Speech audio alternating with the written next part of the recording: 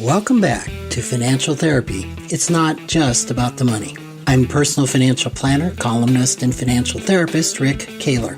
Research tells us that 90% of all financial decisions are made emotionally, not logically. For nearly 4 decades, I've been helping people make better money decisions. So what makes my financial worldview different from most financial experts? I blend the nuts and bolts of financial advice with the emotions that drive making them. Good money decisions are not just about the money. So let's get started with today's episode. Welcome to another edition. And what's on my mind today is the idea of transparency.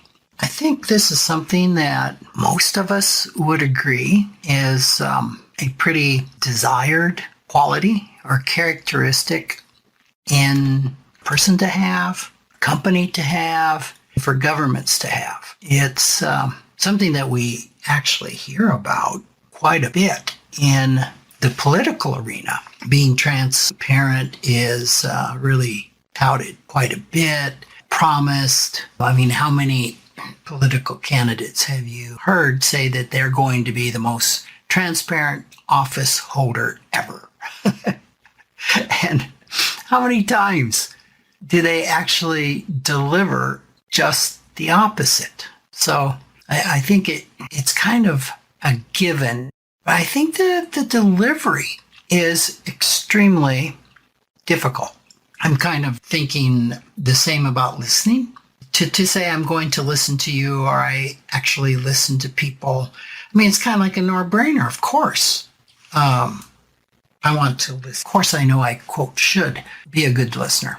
But the actual doing of listening, I have found in my life, gaining that skill is incredibly difficult because I first have to learn how to listen to myself at a really deep level before I can really listen to another person at a really deep level. So I think listening is really on a continuum, say 1 to 10, much the same that the idea of a trauma is on a continuum of 1 to 10. And transparency could be on a continuum. I'm really sure about that. But my point is that saying we are transparent, or I'm going to be transparent, or we embrace transparency, is much different from delivering it. I think it's much the same as vulnerability. Brené Brown makes vulnerability sound so attractive, so awesome. I mean, when you get done listening to Brené Brown talk about vulnerability, you can be, I know I am, just charged like, yes, I am going to be vulnerable. This is so cool. Until it comes down to being vulnerable, which vulnerability in and of itself has a potential, a lot of difficult emotions, I should say, associated with it. Why aren't we just vulnerable? Well, because there's often a huge amount of shame attached to being vulnerable. If vulnerable wasn't without, some trepidation or some shame associated with it, concern of how am I going to look, or how is this going to hurt me, then I don't think it'd be vulnerability. And that's probably a whole nother topic, because I've had people tell me with my writings, especially the first book I did, Conscious Finance, wow, how can you be so vulnerable? I could never be that vulnerable. And for me, it didn't seem to be that vulnerable. So I don't know. Maybe vulnerability is on a continuum for a person. What's vulnerable to one person is not vulnerability to another person. I kind of went down a rabbit hole there. But like I said, this is never scripted, right? If this isn't recording, I have to do it again. All this will be lost because I probably don't go down the same rabbit hole twice. So the point is, transparency is very attractive, just like vulnerability. And it's kind of a no-brainer. I mean, ask somebody, is your company transparent? No, not at all. We don't embrace transparency. Our political candidate, What do you think about transparency? I think it's overrated. Transparent. And the same with a person, right? No, I'm not going to promise to be transparent. Although promising to not be transparent is probably transparent in and of itself. So I'm starting to feel like a dog chasing its tail here. But it's just very popular to tout transparency. And sometimes I think the more it's touted, the more it's emphasized. We will be transparent. I am transparent. I'm going to be the most transparent candidate. That maybe Shakespeare's famous line from Hamlet, "The lady doth protest too much, methinks," is a fitting warning. So I think transparency is really probably demonstrated. You can say you're anything, right? You can say you're going to be transparent and honest, and trustworthy, and all these things. And the proof, as somebody once said, is in the pudding. The proof is in the behaviors. The proof is in the action. So as I was contemplating this topic, I kind of stumbled along the fact that transparency isn't the same as honesty. And see what you think about this. I think transparency is telling somebody what actually is, what you're actually thinking, or what you might say if there were no fear of consequences. So it's really being based in reality and not being afraid to make that.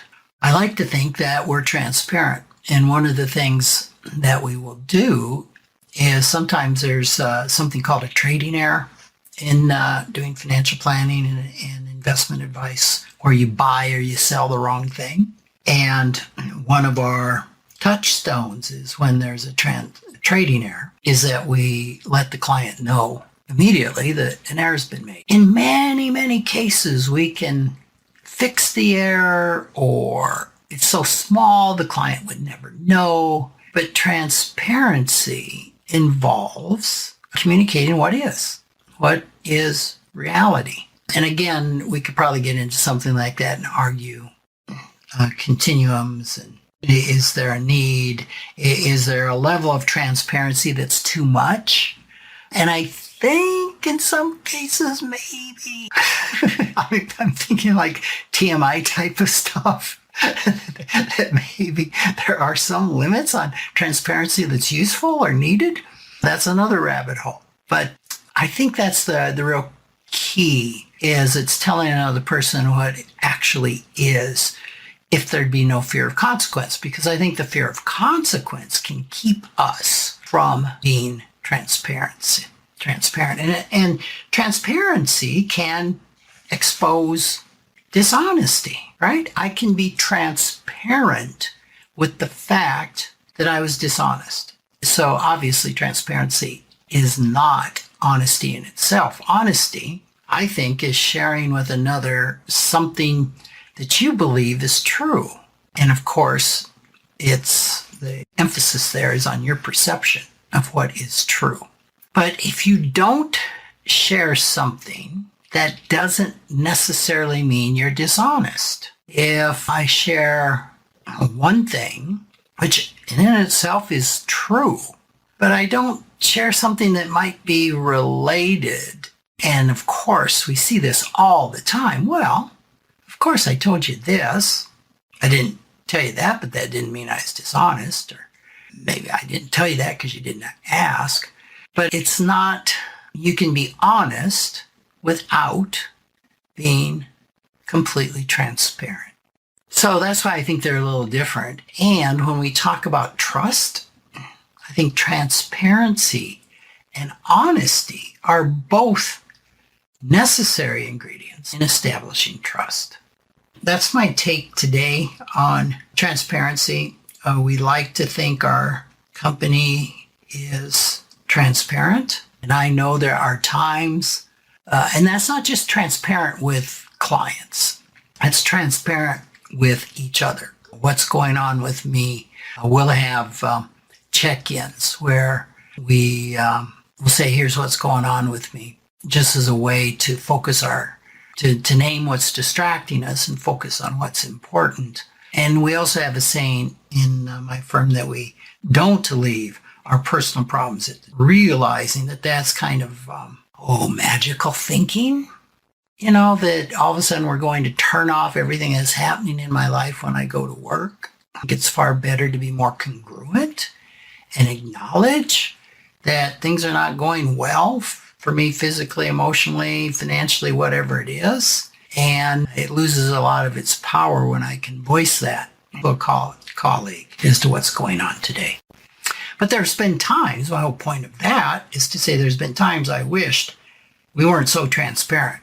Like, whose idea was it to be so transparent? Can't we just pretend that we all like each other? So that's why I say that transparency, like vulnerability, sounds really good. Yeah. But man alive, if it was easy, then everybody'd be doing it, right?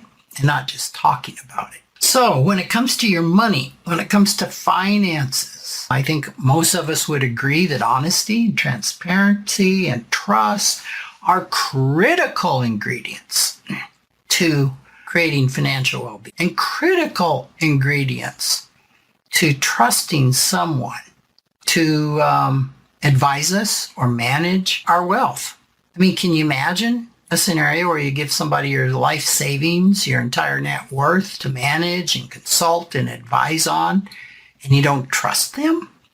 I suppose it happens. And I suppose it might happen at a real gut level where a person has this niggling thought, kind of a gut reaction that, wow, something's not right here. I don't know that I trust this person, but they're saying all the right things. And it happens every minute of every day that people give their money to people that are not trustworthy. However, their perception almost always is in that moment that they hand over the keys to their wealth, that they are trustworthy or they wouldn't be doing that. So I think the point here is that the perception of trust, the perception of honesty and transparency that we can project on another person that's promising us the same, no matter how convincing they are, isn't a guarantee that that's what I'm going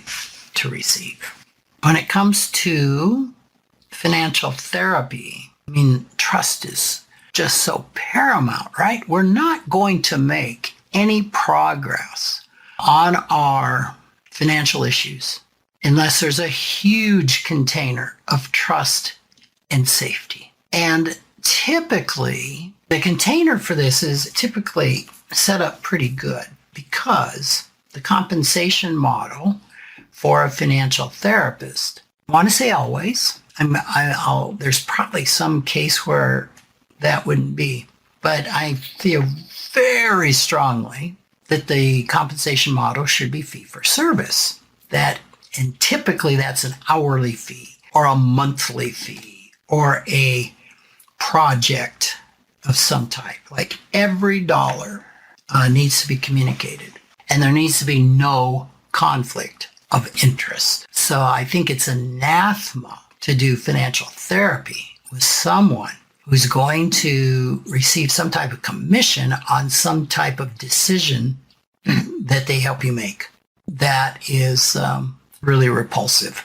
And it's the reason that the Financial Therapy Association requires that their certified financial therapist at this moment, level 1, they're going to drop the level 1. It'll be just certified financial therapist, I believe. You've got to be fee only, right? So I think this issue is much easier to expect and to encounter in financial therapy with a financial therapist, certainly a certified financial therapist. But when it comes to financial planners, I should say not just financial therapists, but therapists in general, right? Definitely licensed therapists.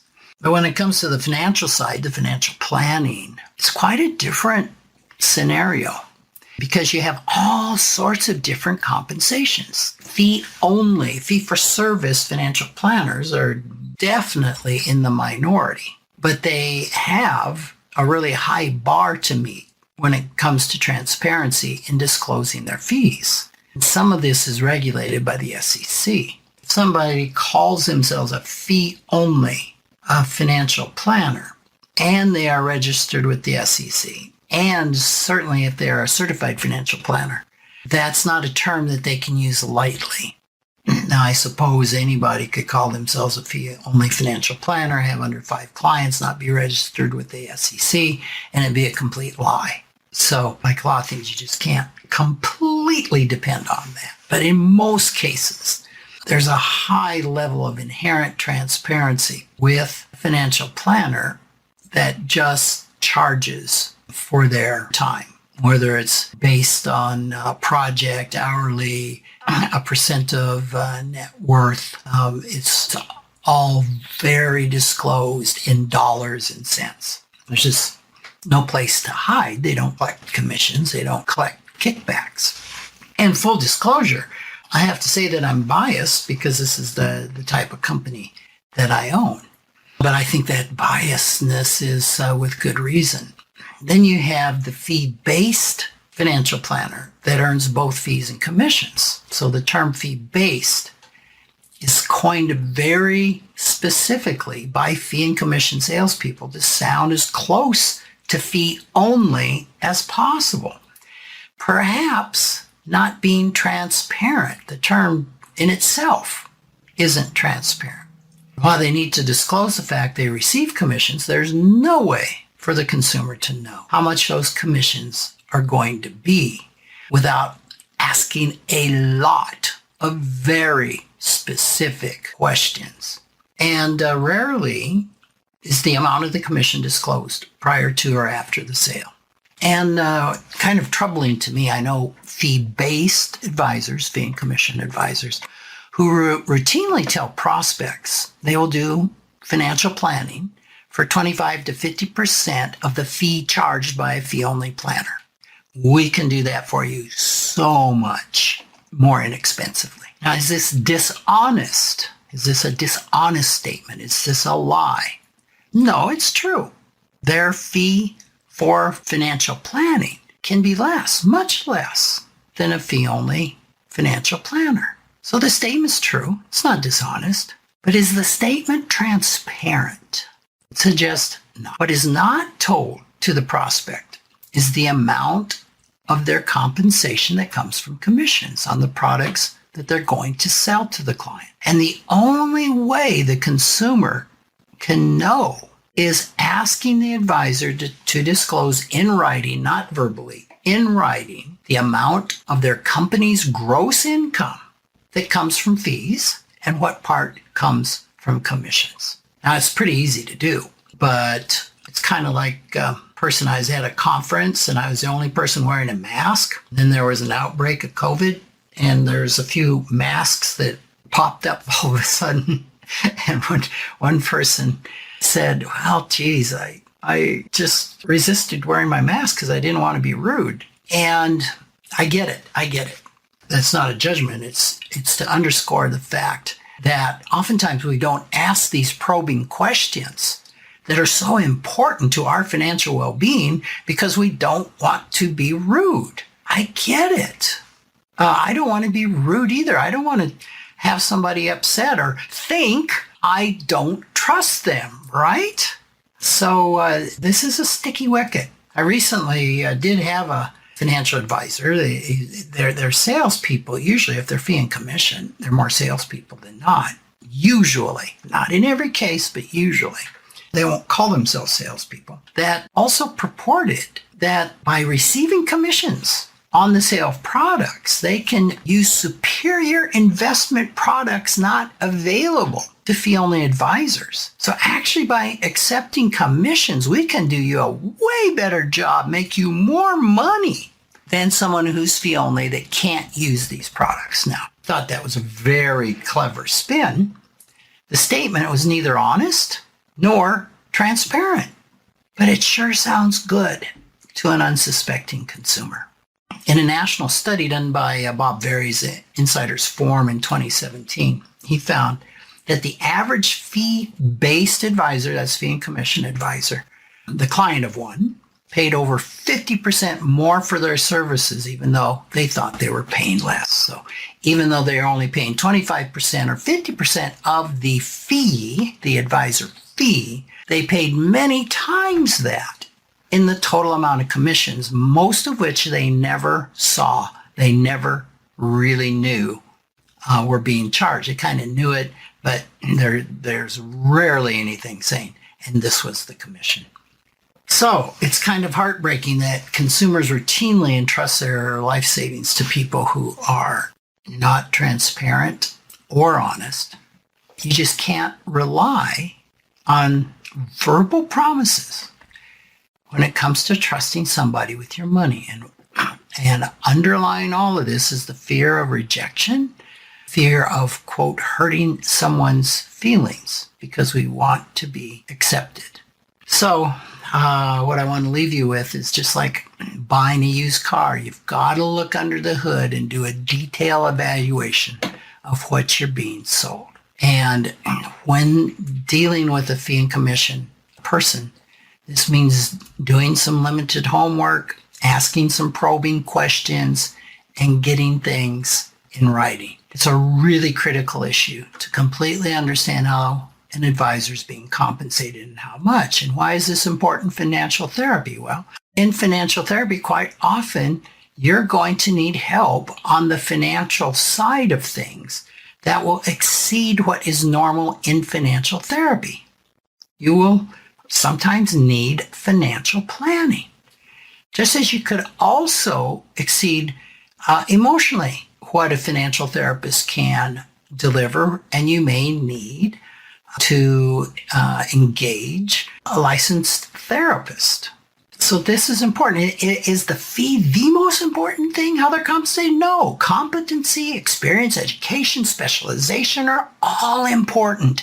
And yet, if the planner isn't being transparent and honest in what they're charging you and how they're going to make their money, does it matter how competent and experienced they are? So the bottom line of knowing when you need to do a lot of looking under the hood is if the planner says they accept commissions on anything. It's a red flag, and you're going to need to question everything and get answers in dollars and cents and in writing. And also, just because something's called a fee doesn't mean it's a fee.